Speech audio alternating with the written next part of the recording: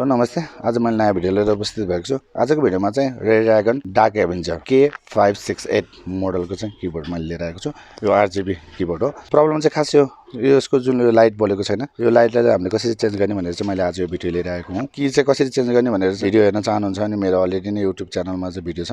हजुरले मेरो च्यानलमा गइकन सर्च गरिकन हजुरले हेर्न सक्नुहुनेछ। आज हामी रिपेयर गरेर हेर्छौँ यो सक्सेस हुन्छ कि हुँदैन। लाइटहरु चाहिँ पाउँदैन, मैले अर्को किबोर्डबाट चाहिँ यसमा लाइट राख्ने प्रयास गर्नेछु।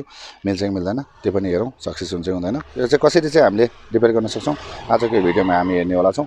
साथै मेरो च्यानललाई चाहिँ सब्स्क्राइब गर्नुभएको छैन प्लिज मेरो च्यानललाई चाहिँ सब्स्क्राइब गरिदिनु होला। र साथै नयाँ भ्युअर्सहरु चाहिँ मेरो च्यानलमा भिजिट गर्दै हुनुहुन्छ भने चाहिँ प्लिज मेरो च्यानललाई सब्स्क्राइब गरिदिनु, साथै कमेन्ट पनि गरिदिनु होला, राम्रो लाग्यो नि नलागे पनि। लाइट कसरी चेन्ज गर्ने त अब त्यो भिडियो हेर्नुभन्दा अगाडि मेरो च्यानलको सानो प्रोमो पछि चाहिँ हामी यसलाई सुरुवात गर्नेछौँ।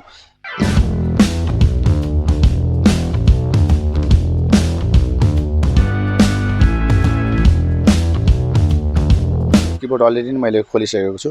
अरू सबै लाइटहरु बलेको छ तर यसमा लाइट बलेको छैन। यसलाई चाहिँ म यो कीलाई नै माथि निकाल्छु। यसमा लाइट बलेको छैन। यो जुन यसको लाइटलाई निकालिसकेपछि यसमा अर्को लाइट हालौँ। लाइट कलर लगभग कलर यही नै हो। अब यसलाई हामी अफ गरौँ। अफ गरिसकेपछि यसलाई निकालौँ।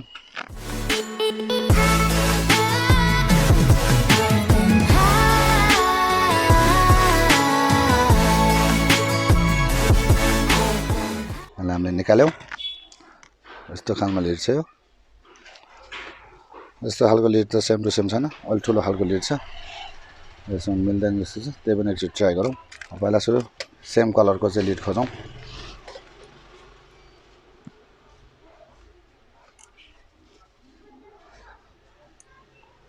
लिड एउटा निकालेर हेरौँ। अरू पहिलाको सानो छ र यो ठुलो छ। यसलाई चाहिँ हामीले यसमा त्यो पनि एकचोटि मिलाउने कोसिस गरौँ। अलि माथि उठ्ने रहेछ। सेम टु सेम लिड त छैन, त्यो पनि यसलाई नि एकचोटि हालेर हेरौँ।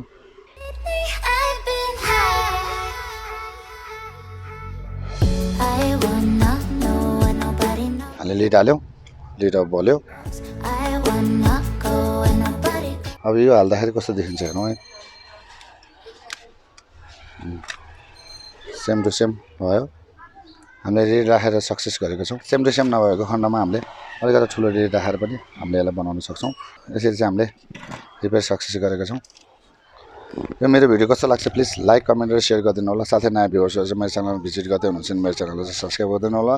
र साथै मेरो च्यानललाई सब्स्क्राइब गर्न भुलिनु भएको छ भने प्लिज मेरो च्यानललाई सब्स्क्राइब गरिदिनु होला। र यो भिडियोलाई धेरैभन्दा धेरै सेयर गरिदिनु होला, कमेन्ट पनि गरिदिनु होला। राम्रो लाग्यो नलागे पनि अझ यस्ता नयाँ भिडियोहरू ल्याउने प्रयास गर्नेवाला छु भन्दै आजको यो जुन लिड रिपेयर भिडियोबाट चाहिँ म बिदा लिन चाहन्छु।